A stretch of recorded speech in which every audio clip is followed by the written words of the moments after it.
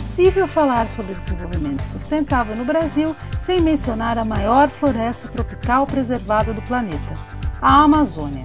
Ela tem papel decisivo na regulação do clima, no ciclo das águas e na fixação do carbono lançado na atmosfera, e, enfim, na sustentação da vida no planeta. Mas como preservar esse imenso patrimônio natural sem negar aos 20 milhões de brasileiros que vivem na região o direito a uma vida melhor? Como responder à demanda por desenvolvimento econômico e social de quem vive na floresta sem romper o equilíbrio complexo e delicado construído pela natureza? Mais do que uma pergunta retórica, esse é um enorme desafio.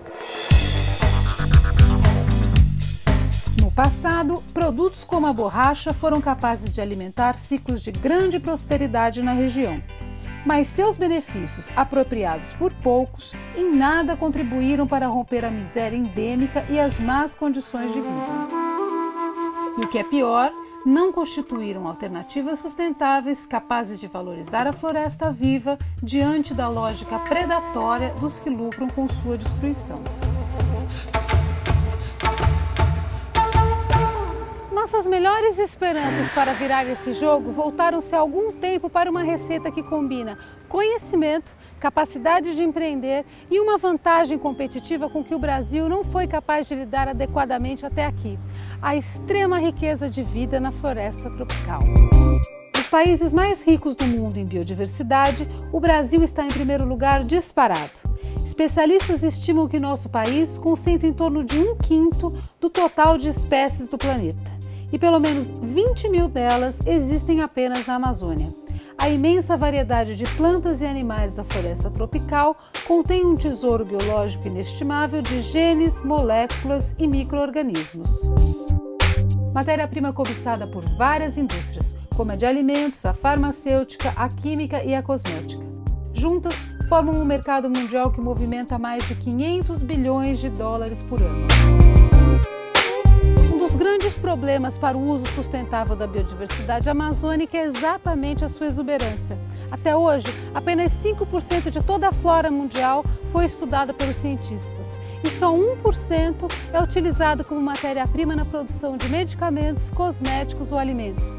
Diante de tantas possibilidades e tão pouco conhecimento acumulado, como identificar substâncias e princípios ativos com potencial para a criação de novos produtos?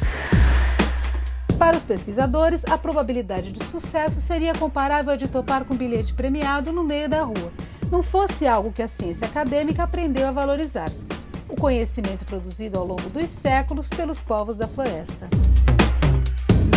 Como é que a sabedoria tradicional pode dar pistas para alimentar o conhecimento científico? Eu acho que a melhor maneira de dizer isso é dando um exemplo que eu passei, né? Quando eu trabalhei entre os índios Craô, eles disseram pra gente que eles tinham um cigarro, que era um cigarro muito importante para eles, porque ajudava eles a dormir mais rápido, eles, as crianças, inclusive, da aldeia.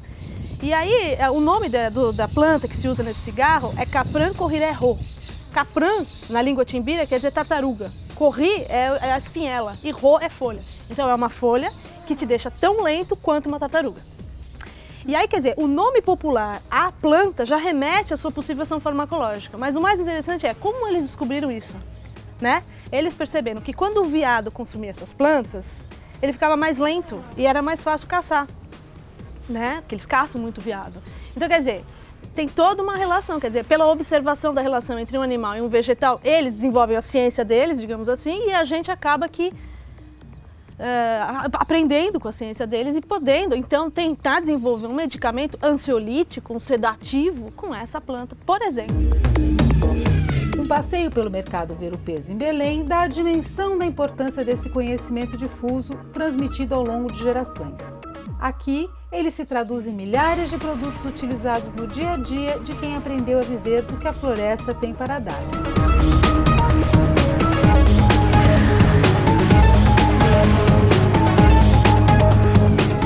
O baixo valor agregado por cadeias produtivas baseadas no extrativismo gera pouca renda para as comunidades locais. Mas já há casos em que o conhecimento tradicional embutido nesse tipo de produto é capaz de gerar negócios milionários para grandes empresas. Um deles, que é bem antigo, do século XVIII, é que os Guarani usavam a Pilocarpus jaborandi, uma planta da Mata Atlântica, e esse conhecimento, então, por franceses foi levado para a Europa e de lá desenvolveu-se a pilocarpina, né? Foi um princípio ativo extraído dessa planta, que é um produto oftálmico, né? Enfim, tem toda uma história desse produto.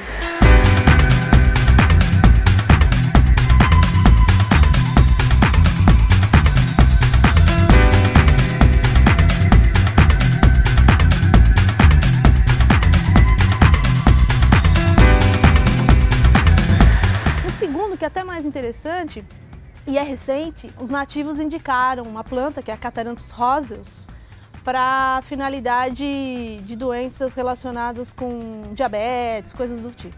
No entanto, a empresa farmacêutica que estudou, investigou daí, do ponto de vista farmacológico, né, essa planta, percebeu que não tinha essa ação farmacológica, mas sim tinha uma grande utilidade para casos de leucemia infantil, a partir do isolamento da vincristina e da vinblastina.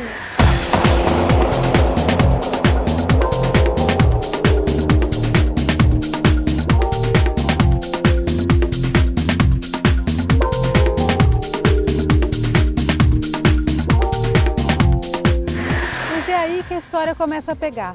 Como falar em desenvolvimento sustentável baseado nos ativos da biodiversidade em casos como esses, em que empresas se apropriam de conhecimentos tradicionais para desenvolver novos produtos e os lucros são repartidos apenas entre os acionistas?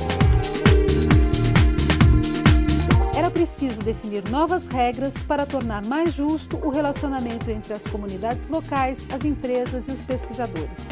Foi o que fez o governo federal em 2001, com a edição de uma medida provisória para coibir a chamada biopirataria. O que diz a Lei de Proteção dos Recursos Genéticos do Brasil? A lei tem uma série de regras que visam implementar 3 princípios básicos. A proteção à biodiversidade como regra principal e a segunda, permitir que haja a garantia da justa repartição no contrato dos benefícios então obtidos com a exploração dessa biodiversidade e também que ele seja feito esse contrato a partir do consentimento prévio devidamente informado da comunidade. Muitas vezes é um tanto subjetivo avaliar o conhecimento. Como deve ser essa remuneração? A lei que regulamenta essa atividade prevê alguns elementos para tentar tornar objetivo esses conceitos. Por exemplo, uma participação na forma de royalties da exploração quando ela se dá economicamente. A transferência do conhecimento derivado do conhecimento tradicional, ou seja, aquele conhecimento que foi desenvolvido em laboratório, a comunidade teria de ter oportunidade de acesso a essa nova tecnologia, a esse novo conhecimento.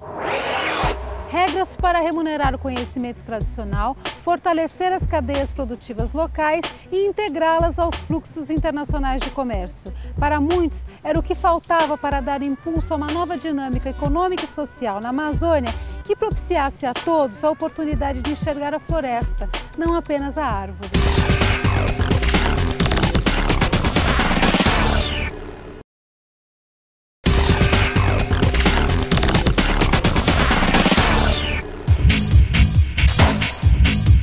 Até Cajamar, na Grande São Paulo, para conhecer uma das primeiras empresas a trabalhar na Amazônia sob as novas regras para o uso sustentável da biodiversidade, a Natura.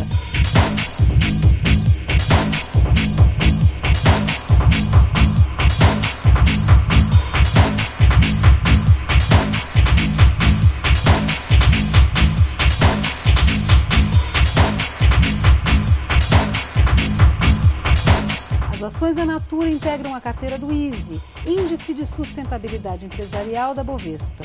Para começar a conversa, quis conhecer a visão da empresa sobre o tema.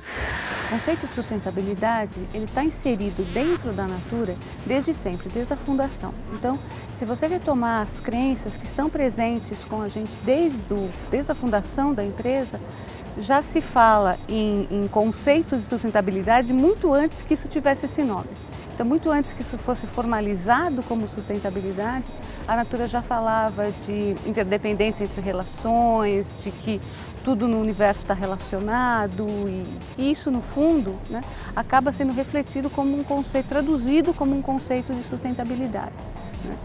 E isso faz muito parte do dia a dia da empresa, está no DNA da empresa desde sempre. Pelas crenças, pelas próprias crenças, pelas atitudes das pessoas, principalmente da alta direção. Então você vê no dia a dia isso se refletir de uma forma muito concreta, no momento que você precisa tomar uma decisão e muitas vezes privilegiar alguma coisa. Você pode dar um exemplo para a gente? Olha, a própria estrutura da diretoria de sustentabilidade hoje é um exemplo de como isso como esse assunto é uma preocupação da empresa e como isso está permeado dentro da empresa. Então, a diretoria de sustentabilidade existe exatamente para garantir a permeação desses conceitos dentro da empresa. E o fato de existir uma estrutura dedicada e voltada para isso é sem dúvida um exemplo de que é uma preocupação da empresa. Qual das 3 dimensões da sustentabilidade econômico-financeiro, social e ambiental a Natura privilegia nas suas ações? O que a gente observa, olhando um pouco o histórico e olhando um pouco o mercado, é que em algum momento houve uma preocupação muito grande no sentido de permear o social e o ambiental para dentro da dimensão econômica. Então, garantir que as decisões econômicas também contemplassem aspectos sociais e ambientais. O risco que a gente corre e a grande preocupação hoje é não esquecer o econômico.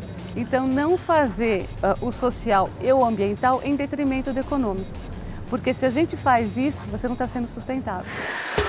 O incentivo ao uso de refis pelo consumidor foi citado por Maria Helena como um caso em que a questão ambiental prevalece sobre a própria dimensão econômico-financeira da sustentabilidade. Em média, uma embalagem de refil tem 50% a 54% menos material do que uma embalagem de produto regular. Embora o refil custe mais barato para o consumidor... 30%, né? Isso, 30%. Quando a Natura vende um refil, a quantidade de dinheiro que a gente coloca no bolso também é menor. Então, se a gente fosse olhar estritamente do ponto de vista financeiro, para a Natura é pior vender um refil do que vender uma embalagem regular. Perguntei a Maria Helena como a sustentabilidade se traduz em ações cotidianas na Natura. Tem várias ações, né? Então, falando primeiro do econômico, a Natura é uma empresa que o objetivo é dar lucro, né? Então, isso é bastante claro para todo mundo. Quando a gente pensa no aspecto ambiental, existem N ações que estão relacionadas com isso. Então, desde o reuso de água, a otimização do uso da água, a questão do consumo de energia e mesmo desenvolvimento de produtos, focando produtos menos impactantes para o meio ambiente, produtos menos agressivos, o banimento de matérias-primas controversas, das formulações desses produtos. E do ponto de vista social, uma série de ações tanto internas, né, de mobilização, de conscientização e envolvimento de colaboradores e fornecedores, como a questão do envolvimento da comunidade do entorno. Então tem ações que permeiam tudo, né? E essas ações elas acabam fazendo parte desse tripé e contemplando essas 3 dimensões. Algumas iniciativas são inovadoras, como a tabela ambiental publicada no rótulo dos produtos da empresa. A tabela ambiental ela tem, antes de mais nada, um componente educacional. Então, a ideia é que você, da mesma forma que os componentes nutricionais, você informe o seu consumidor do que tem dentro daquele produto e qual é o impacto que aquele produto causa no meio ambiente, seja por conta das embalagens, seja por conta da formulação. Então, a ideia da tabela ambiental é que o consumidor, ao conhecer o impacto que esse produto causa no meio ambiente, passe a nos cobrar um impacto menor. E passe a cobrar também dos nossos concorrentes esse impacto. Na entrevista, fiquei sabendo também que a Natura é uma das primeiras empresas do país a realizar um inventário de suas emissões de gases de efeito estufa. Quando a gente olha para a questão das emissões no Brasil, as emissões industriais representam uma parcela ínfima. É muito pequena, né? Só que independente disso, não dá para a gente fechar os olhos para as nossas atividades e para as atividades de toda a nossa cadeia de fornecimento. Então, quando esse projeto começou a ganhar corpo na Natura, a ideia desde o começo foi, não vamos olhar só para dentro, porque se eu tenho um produto, existe toda uma cadeia de fornecimento por trás desse produto que também gerou gases de efeito estufa para que esse produto fosse feito. E por outro lado, quando esse produto quando ele é descartado, quer dizer, quando o consumidor já usou o produto e joga a embalagem fora, essa embalagem também vai gerar gás de efeito estufa ao ser degradada ou queimada ou, enfim, ou degradada num lixão. Então a preocupação da Natura é cobrir toda a cadeia do fornecimento. Então desde a extração da matéria-prima para fazer o plástico que vai compor o frasco até a degradação disso. Isso significa o que na logística de vocês? Isso significa, primeiro, um grande processo de redução das emissões. Então a gente sabe que tanto nas nossas operações quanto na operação dos nossos fornecedores, no transporte, enfim, existem uma série de ações que podem ser tomadas no sentido de reduzir essas emissões. Seja em uso de energia mais limpa, seja em combustíveis menos impactantes para o meio ambiente, né? Então a primeira ação é a redução. Agora, existe uma certa quantidade de emissão que não vai ser possível reduzir. Quer dizer, chega uma hora que você reduziu tudo que é possível e aí não tem jeito. E a ideia de essas emissões que não são possíveis de serem reduzidas, elas serão compensadas ou por projetos de reflorestamento ou por projetos de energia mais limpa. Então a ideia é que nós vamos capturar todo o gás de efeito estufa que nós não conseguimos reduzir. No próximo bloco, a experiência da Natura na Amazônia.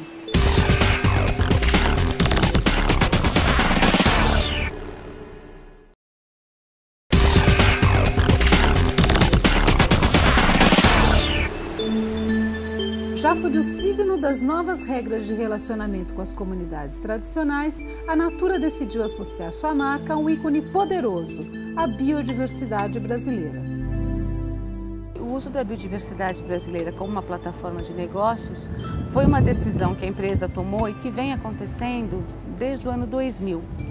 Então a ideia é investigar o uso desses ingredientes através de conhecimentos tradicionais, de histórias que as nossas avós contavam, de que as populações que usam isso há séculos conhecem. O que a Natura fez foi traduzir essas histórias para produtos. O primeiro resultado da nova plataforma de negócios da Natura foi o lançamento da linha Ecos, em 2000. O sucesso foi tão grande que levou a empresa a investir 16 milhões de reais para a construção de sua primeira fábrica fora de São Paulo, a unidade de Benevides, no Pará, inaugurada em maio de 2007. No centro da estratégia da Natura está a rede de relações comerciais estabelecida com 25 comunidades extrativistas da Amazônia. A gente faz duas coisas diretamente. Primeiro, a gente compra ativos da biodiversidade a preço diferenciado e a gente faz em algumas dessas comunidades, quando a gente acessa os ativos, regularização dos ativos perante um órgão federal chamado CEGEM. A Natura é líder nesse processo de regularização de ativos, que é, além do produto que você compra a um preço melhor que o preço de mercado, a gente faz um contrato de repartição de benefícios, que é um contrato onde a gente reconhece que aquele patrimônio genético, aquele material genético que a gente usa pertence a tal comunidade, por isso a gente vai remunerar, e recentemente o conhecimento tradicional também. Quer dizer, alguns dos conhecimentos de comunidades nós utilizamos na concepção dos nossos produtos, o que obviamente é difícil de medir, né? Porque o conhecimento tradicional, primeiro, ele é difuso, quer dizer, boa parte desse conhecimento pertence a muitas comunidades, e segundo, é difícil de que as comunidades se percebam como donas, né? Então a Natura é promissora, é precursora nesses contratos, né? Na realidade ela tem trabalhado muito nesse sentido. Como é que se calcula quanto de valor se deve atribuir a um conhecimento tradicional? Pois é, você vê, a legislação brasileira de acesso à biodiversidade diz que as empresas têm que ser justas e equitativas nesse processo. A decisão do que é justo e equitativo é uma decisão entre as partes, né? O que a comunidade acha que é justo e o que a Natura acha que é justo. A Natura decidiu que é um percentual da receita líquida dos produtos que volta para a comunidade. Então é uma forma da comunidade, quando a Natura lança um produto, ela receber, com o sucesso desse produto, ela também receber um percentual. E esse percentual é de quanto? Esse percentual é uma decisão entre as partes, é uma coisa que a gente não abre para o público em geral. Mas é uma discussão feita com a comunidade, é um contrato que é supervisionado pelo CEGEM, mas é uma decisão entre a Natura e as comunidades. Não se trata de uma questão pacífica. O tema da remuneração pelo uso do conhecimento já rendeu à Natura um processo na Justiça, movido em 2004 pelas ervateiras do mercado Ver-o-Peso. O que vocês aprenderam com a experiência do Ver-o-Peso? Foi um pouco traumática para a Natura? Você pode contar para a gente? Claro. Foi traumática, primeiro porque a lei não era clara, né? Então, quando a Natura foi lá, o conhecimento tradicional associado ao patrimônio genético que a Natura pesquisou não estava claramente definido em nenhum lugar. A Natura fez a pesquisa, pagou os direitos de uso de imagem para aquelas mulheres herveiras que estavam lá, e elas começaram a reclamar de alguma coisa que não estava claro para ninguém. Elas reclamavam, puxa vida, vocês vieram aqui, usaram a gente, fizeram pesquisa aqui, não remuneraram a gente. A gente remunerou a imagem, mas não o conhecimento naquele momento. A gente voltou lá, eu participei da negociação naquela época, discutimos longamente com elas, primeiro para entender o que tinha acontecido, né? Desarmar espíritos. Segundo, para ver, bom, então, mas tudo bem, se vocês acham que você tem um conhecimento, por quê e quanto vale isso? Banho de cheiro que foi caracterizado como o conhecimento que foi passado para nós. Banho de cheiro tem na Amazônia inteira e no Nordeste também, né? Então, o conhecimento tradicional do banho de cheiro, das ervas que nós pesquisamos lá, é difuso. E como remunerar conhecimento difuso? Porque a Natura ou qualquer empresa não pode remunerar um conhecimento difuso, porque outras comunidades podem vir reclamar do mesmo direito. Então a gente fez a segunda avaliação. Elas são provedoras de um conhecimento tradicional e a gente entende que elas, como provedoras, elas receberão então uma repartição de benefícios dos nossos produtos. Mas que também a comunidade de Boa Vista, onde nós compramos o ativo Pripiroca, também vai receber. Então você vê, não é simples. Não é uma coisa assim, puxa, está na lei e a legislação está super clara e a Natura foi lá e não pagou o direito que estava no contrato. Não é assim, né? O contrato não é claro, os contratos que nós firmamos, esses contratos que eu te falei, foram os primeiros do Brasil, né? Estão sendo avaliados e a gente espera que outras empresas sigam o exemplo, né? Na mesma lógica do que a Natura vem fazendo. Além da repartição justa dos benefícios, os dirigentes da Natura têm consciência de que há outras questões críticas envolvidas na construção de um modo sustentável de utilização do patrimônio genético da Amazônia. A grande preocupação é com relação à saída, ao momento de saída da Natura dessas comunidades, né? Reduzir a dependência dessas comunidades e no momento da saída da Natura dessas comunidades, isso causa um impacto social reverso a tudo aquilo, a todos os benefícios que foram causados. Toda vez que você chegar numa comunidade, você tem que trabalhar com muito cuidado. São comunidades tradicionais, tem uma lógica legal que os preserva certos direitos, que a gente segue isso à risca, e você tem que tomar muito cuidado de forma que o impacto seja o mínimo possível. Agora, eu posso te dizer, os benefícios são sempre muito maiores. A Natura efetivamente abre o mercado e abre uma possibilidade de um preço correto, de melhorar o beneficiamento, de fornecer certificação. Por outro lado, você vê, os ciclos de cosméticos às vezes são muito curtos, né? Então, o que acontece? Você dando o exemplo da andiroba, você compra o óleo de andiroba e daqui a pouco a andiroba, por razões de mercado, é descontinuado dentro da empresa. Então o que você tem que fazer? Você tem que avaliar esse produto, entrar também, começar a discutir com a comunidade, Uxa, que outro produto que você poderia oferecer aqui para a gente continuar comprando de vocês. Entende? Você tem que ter essa visão mais holística do processo. Você não pode simplesmente, como fornecedor industrial ou agricultor mais organizado, falar assim, o que você tem aí? Você tem tal produto, então me dá esse produto aqui. E comprar e ir embora. Não é assim. Você tem que ter mais tempo, entender que você tem uma relação a cuidar e por isso que tem a gerência de relacionamento com comunidades. Exatamente para entender esse processo como um todo dentro da Natura, que é o que eu faço aqui com a minha equipe, para a gente ir avaliar e conduzir o processo com tranquilidade.